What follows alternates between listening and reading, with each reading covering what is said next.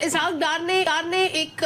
خود سے بیان دیا جو آج کے اخبارات میں بھی چھپا کہ کوئی ڈیل نہیں کی نواز شریف صاحب نے، اور ان کا بیانیہ ہمیشہ مفاہمت ہوگا اگر وہ اقتدار میں آ گئے۔ آپ کے خیال میں اس بات میں کتنی صداقت ہے اور اسحاق ڈار نے یہ بتانا ضروری کیوں سمجھا؟ ہو سکتا ہے ڈار صاحب کی کوئی ڈیوٹی لگی ہو کہ آپ یہ بات بتا دیں جو وہ خود نہیں بتا سکتے، اور دیکھیں جو ٹیم کے اندر ایسے ہی ہوتا ہے کہ کچھ لوگوں کی ڈیوٹی لگی ہوتی ہے کہ وہ سپوکس مین کے طور پہ بات کر رہے ہوتے ہیں، کچھ لوگ خاموش ہوتے ہیں، اور ڈار صاحب تو آپ کو پتہ ہے نا اتنی مفاہمت پہ یقین رکھتے ہیں کہ ابھی تک بھی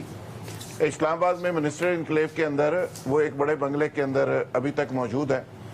تو ظاہر ہے اسی مفاہمت کا نتیجہ ہے۔ گورنمنٹ ختم ہو گئی ہوئی ہے لیکن وہ ابھی تک ادھر کیا رکھتے ہیں۔ چیمبر بھی نہیں چھوڑا رہا اپنا سینٹ اچھا، آج کی دو تین بڑی امپورٹنٹ چیزیں ہیں۔ ایک تو شاہد خاقان عباسی صاحب نے جو فرمایا ہے کہ وہ آزاد حیثیت میں الیکشن لڑنا پسند کریں گے، نون لیگ کے ٹکٹ پہ وہ الیکشن نہیں لڑیں گے۔ پھر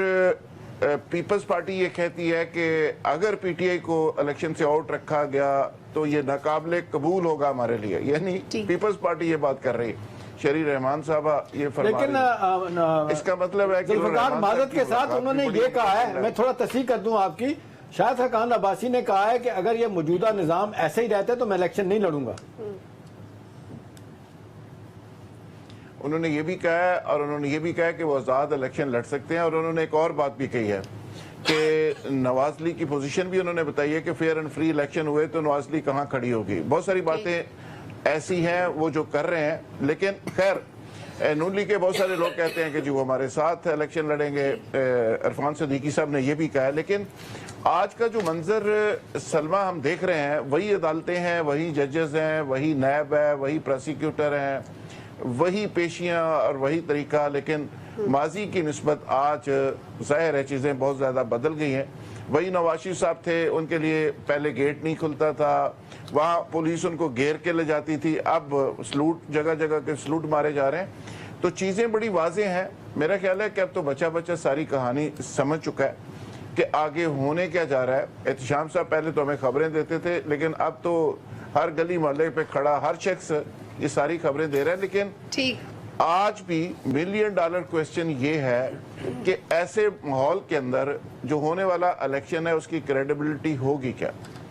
بالکل ٹھیک ہے، یہ ایک بہت بڑا سوال ہے کہ چیئرمین پی ٹی آئی کی مقبولیت ہے، صرف قبولیت نہیں ہے۔ دوسری طرف صدر یہ بیان دیتے ہیں کہ نون لیگ جس بیانیے کی تلاش میں تھی وہ عوام نے نواز شریف کے ہاتھ میں دے دیا ہے، یعنی پی ٹی آئی والے خود تسلیم کر رہے ہیں کہ نواز شریف کی واپسی سے ان کا ووٹ بینک دوبارہ سے جاگ اٹھا ہے کافی حد تک، لیکن ابھی تک عوام یہ کہہ رہی ہے کہ چیئرمین پی ٹی آئی کی مقبولیت ہے۔ ابھی اس وقت آن گراؤنڈ مقبول ہے کون؟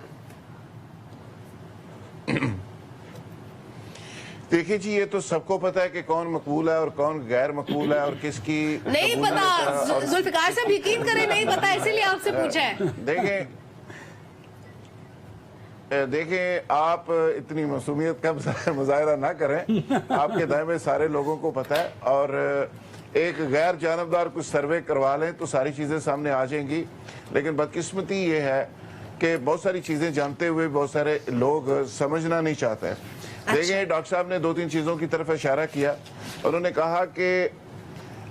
جب تک یہ تین چار چیزیں پوری نہیں ہوں گی نواز شریف صاحب کے حوالے سے تب تک الیکشن آگے آگے آگے آگے چلتے جائیں گے، لیکن دو تین چیزیں کپتان سے ریلیٹڈ بھی ہیں۔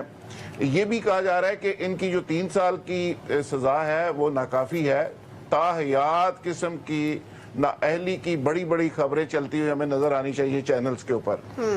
چیئرمین شپ سے فارغ ہونا چاہیے، پارٹی چیئرمین شپ سے، اور الیکشن سے باہر ہونا چاہیے۔ یہ دو تین اور مطالبات بھی ہیں، صرف 2/3 میجارٹی یا پنجاب حکومت یا مرکز یہ نہیں ہے، ایک لمبی لسٹ ہے، پیکج ہے پورا۔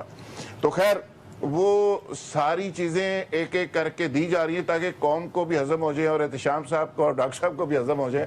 آپ کا اور میرا اور انور صاحب کو ہمیں تو کوئی پوچھتے ہی نہیں، تو یہ اس کو قسطوں میں دیا جا رہا ہے، وہ سارا معاملہ آہستہ آہستہ اس کو آگے کیا جا رہا ہے،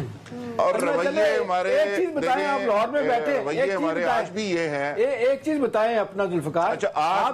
ایک چیز بتائیں، آپ یہ سمجھتے ہیں کہ اس وقت نواز شریف صاحب کو سینٹرل سٹیج پہ لانے میں سہولت کاری جو ہو رہی ہے وہ کامیابی کی طرف جا رہی ہے؟ ना भी जाए तो एहतिशाम साहब उसके लिए माहौल पैदा कर दिया जाएगा, ऐसी कौन सी बात है? कामयाबी की तरफ जा रही है एहतिशाम भाई। देखें इसमें नाकामयाबी वाली कौन सी बात है? जो सीन आप लोग देख रहे हैं, कैमरा जो दिखा रहा है रोजाना की बुनियाद पे, और जितना नैब के प्रोसिक्यूटर शरीफ हुए हैं, ये वो साहब हैं, ये प्रोसिक्यूटर साहब जो किसी को बात नहीं करने देते थे, आज कहते नहीं हमने गिरफ्तार नहीं करना। सर आप हुक्म करें। दूसरी बात जो मैं सियासी रवैयों की बात कर रहा हूँ कि एक तरफ फजलुर रहमान साहब से मुलाकात तो हो गई असद कैसर साहब की, लेकिन जेल से आज भी पैगाम जो आ रहे हैं ना, वो आ रहे हैं कि फलाने 3 एंकरों को हमारा कोई बंदा इंटरव्यू नहीं देगा, फलाने 3 चैनलों पे कोई बंदा बैठेगा नहीं। और ये मैसेज नहीं आ रहा कि जिन लोगों ने रोते हुए इंटरव्यू दिए हैं, इन बंदों इनको भी जरा साइड पे कर दें। बिल्कुल जो इंटरव्यू देने वाला है वो ठीक है, जो लेने वाला है उसको कोई पीटीआई का बंदा इंटरव्यू आइंदा नहीं देगा। तो